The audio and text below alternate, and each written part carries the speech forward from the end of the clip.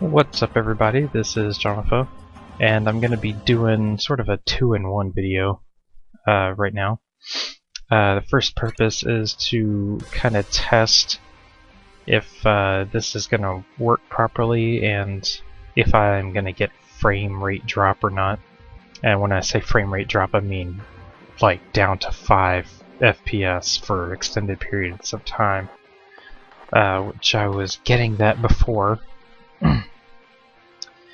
I did some other tests before, and I've come to the conclusion that it's probably because my CPUs are overheating. And, yeah, I'm pretty sure that's why. Now, when I run Fraps and the program I'm using to monitor all this stuff, every time it refreshes, the frame rate drops. Like, it kind of skips a little bit. I'm just going to have to deal with it. But otherwise, I can see my frame rate when it's not stuttering from the refresh. And also, I'm going to be showing how to do the sneaky way on the new No Mercy campaign on Payday The Heist. And you don't need your silenced pistols. You can either smack the cameras or use a Mark 11. I'm going to be using a Mark 11. Now, yes, I know. Frick. Lost my train of thought. Oh yeah, I'm doing it on normal because it's almost impossible to do it on hard or anything harder than that with bots. Because you need someone to watch these different rooms. But in normal, there's either 0 or 1 person in here. Which there's not anybody here. Sometimes there's a guy sitting there. And if that happens, you just tie him down. And I've never seen anybody down that hallway. I've only got 3 cameras because I'm alone. And let's get this started.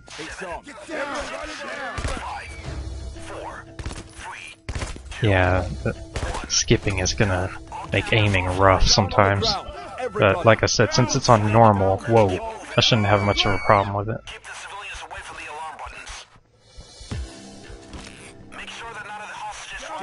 Get down. Everybody. Make sure there's nobody in here. Guys in there can be real pain. Go ahead and start the override. Perfect. I'm in. Keep an eye on the hostages. Get down on the ground. Okay. Gonna want to tie the guys behind the desk down and just kind of watch the other guys. I guess I'll tie. Whoops. Guess I'll tie him down too. Get down on your belly. Remember, no he's so professional, isn't he? But yeah, it seems as if the problem is overheating, and I've noticed a lot of people who have the same Alienware model as I do also have problems with overheating, because I looked it up and a lot of other people were saying, yeah, you know, I've got overheating problems, and, you know, basically looking for solutions. I have a one guard. I've got kind of a quick fix going on. I have placed 2 bottle caps underneath the back of my computer, and it actually helps ventilate it. It's not too bad at ventilating it. It drops the maximum temperature by about 5 or 6 degrees. I was getting up to 97 degrees Celsius. Yeah, 97 degrees Celsius. That's almost boiling. Which is insane. Especially for a CPU. For a GPU, it's not that bad. But yeah, that was insane. It's still getting up pretty high. It's still considered dangerously high for certain CPUs, but I'm gonna have to. Thing is, I've been running it at like 90-something degrees for a little while now without even realizing it, so sure it'll be fine for a little longer until I get something to fix it. I have looked up a few different like ventilation fans and things like that, and I think I'm gonna get one of them. That's pretty fast. And the particular models I'm looking at cost about $20. They're basically a little prop-up thing with fans on them. Kind of suck the hot air out of them, pretty much. But I've seen some reviews, and all the reviews are positive, so looks decent. As long as my temperature doesn't hit the 90s, I'm usually pretty good. I'm like barely not at 90 right now. Well, it went back down just now. It was like 89 earlier. And yeah, it's gonna be a little choppy because I'm running the benchmarking. Okay. And I'm not sure if I showed off all the panic buttons or not. One's under the desk. It's right there. One is in the elevator room. And one is right down that hall, which is why I was saying, you know, normally if you're in overkill or something with other players, you want one person down that hall, one person in that room, and two people here. Generally one doing the computer and files and stuff, and the other watching people, unless you have enough ties to tie everybody down. But generally that's your strategy.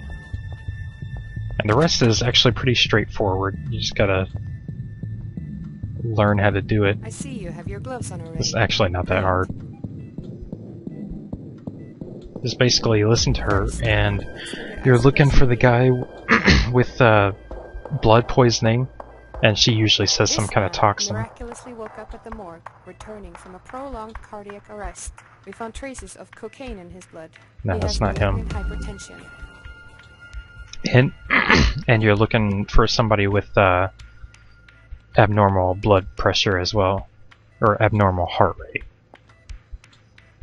My voice is failing. This man went into a coma-like state, sleeping in his bed last night. His wife brought him in when he didn't wake up this morning. He is showing symptoms of temporal meningitis. His heart rate is stable. Okay, neither of them had blood poisoning, I don't think. So it's probably this guy.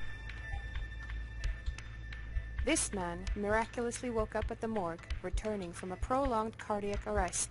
We found traces of some advanced dissociative drugs in his blood. He's in full SIRS. His resting heart rate is 110. Oh, great. The first guy was cocaine. Oh, jeez.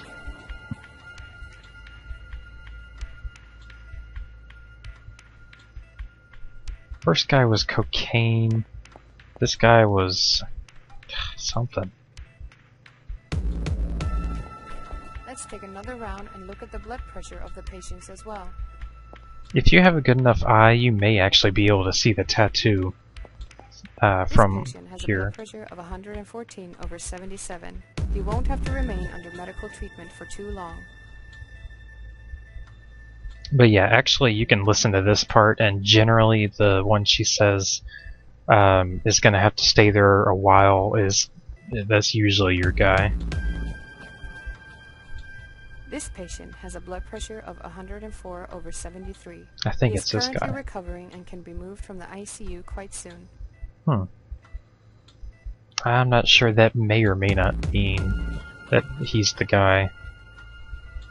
Of course, it could be this guy, because I don't know if what she said was poison or This not. patient has a blood pressure of 90/61. If I didn't know better, I'd say he's showing signs of early-stage rabies. We have reason to believe his condition is highly contagious, so he definitely stays in the ward.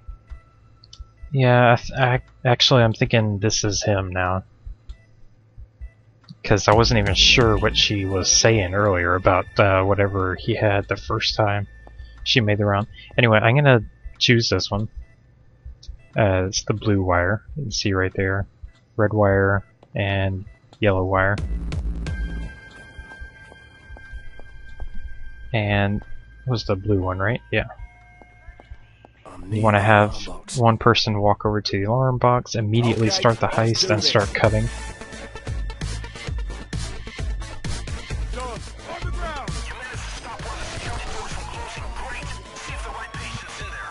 And yeah, that's him.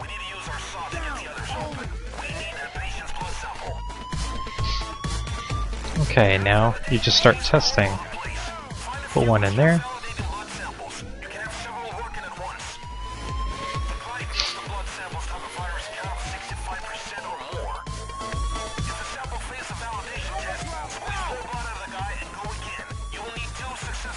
One there.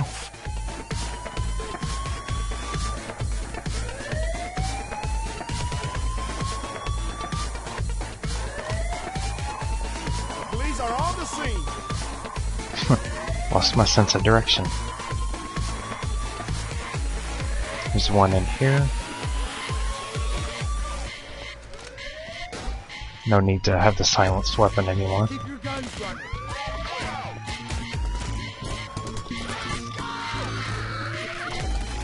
And I've got one validated. I bet they got fucking trouble. I've got it. Call for the elevator. Once you have another validated blood sample, you can get out of there. Go ahead and put this one in this tester. It's the second door on the right. Yeah. Thought so. And I've got another validated. It's that one.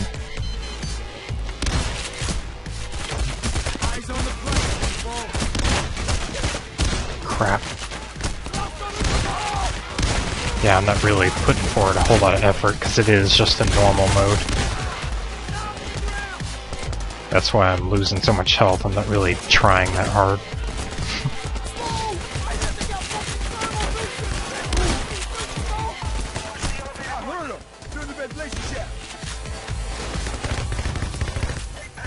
Whoops.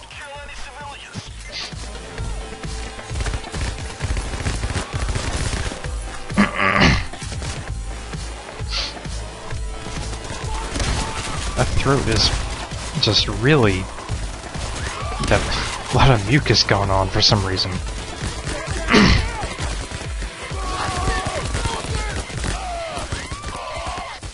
Of course, I have had a bit of a sore throat for the past little while recently. Go ahead and call the elevator.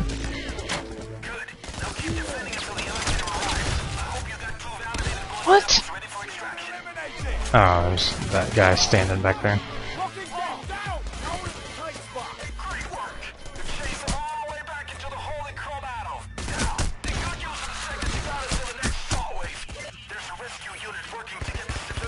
Now, even though I have 2 validated samples, I can only hold one at a time. So I'm gonna want to keep testing to see if I can get another one that's closer. Okay, might as well find a cozy spot around here. We gotta wait a little longer.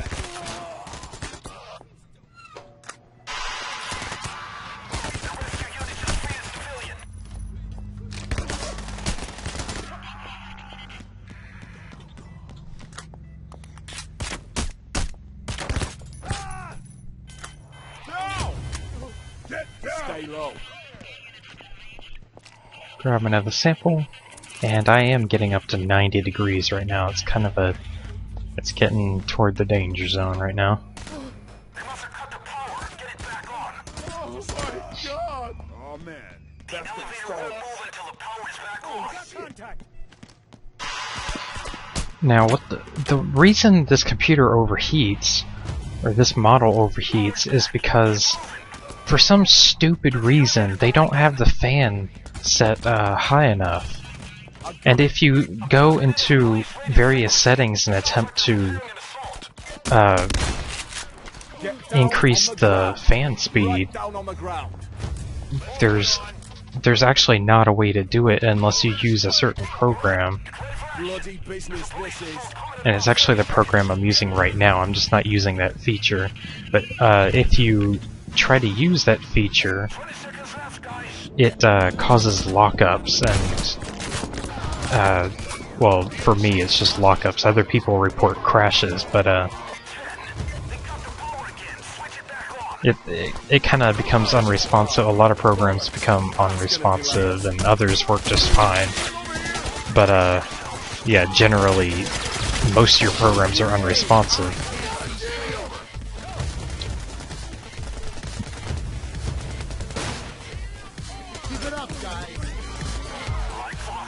Got another validated.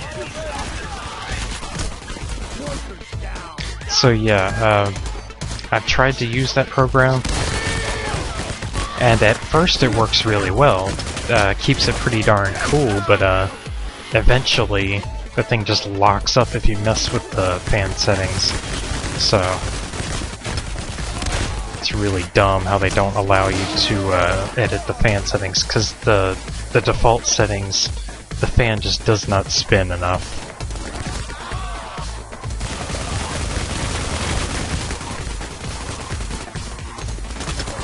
And it's really just one of those safety things, or, you know, like, you know, heaven forbid if the fan goes a little too fast and, you know, one person has an accident or something and they get sued, I suppose.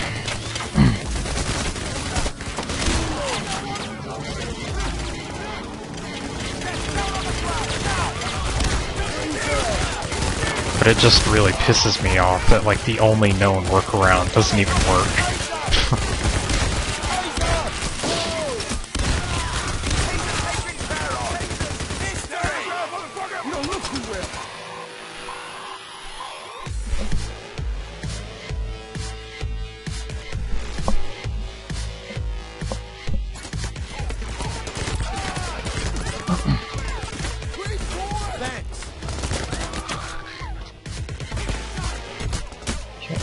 Whoa.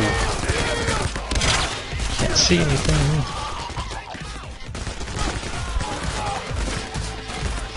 So the only remaining solution is to get some kind of alternative cooling system, which I'm planning on doing. And I hope it'll work. For now, I'm using the bottle cap method. They actually sell these little things that do the same exact thing for like $5. I was like, no, I got 2 bottle caps. Works just fine.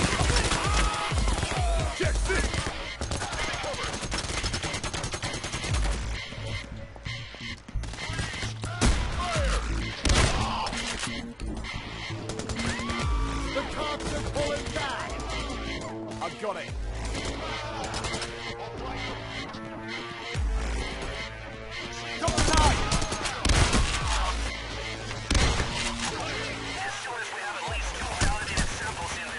So at least I'm not getting those awful frame rate drops. I am, however, getting up to 94 degrees right now. Oh, jeez.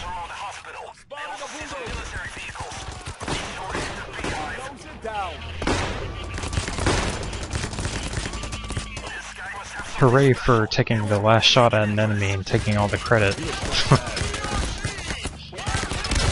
You don't look too well. Hey guys, give me a hand. Oh, you won? Down.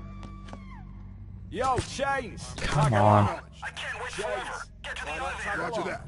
Yeah, tell that to them. Follow me. Okay. Yo, Wolfman, Stop getting come with downed me. and come over here. Not over there, you freaking moron. I don't know why they always run over there first. Aw.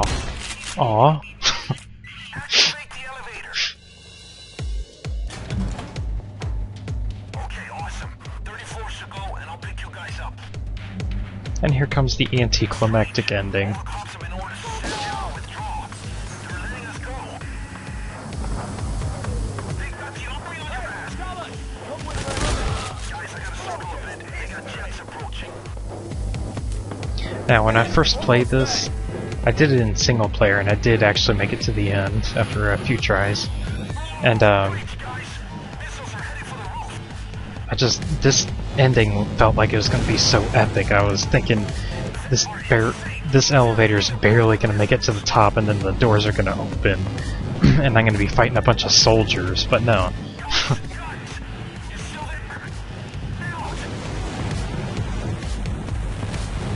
Especially when the elevator doors open and it looks like the thermite from the bank vault.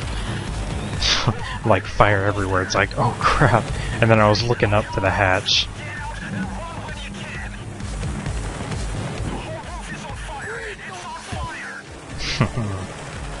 But yeah, at first I was looking up for the hatch, and I was like, where is it? And then I actually looked for the little exclamation point. I was like, oh, it's down there. And then I was expecting to have to fight a bunch of soldiers or something. Because like every other level, you get to the escape part and you have to fight a bunch of guys. And I'm actually not sure if you get the bulldozers on 145 plus. I'll have to investigate that. I haven't played it on 145 plus yet. I haven't beat it on Overkill though. So anyway, that's how you do this sneaky way. And this went much smoother than my last recording, although there were still the stutters from having this thing running at the same time. I'll do another playthrough without this running, just to see if it runs any smoother, but I'm not actually going to record that one. So you will see me later.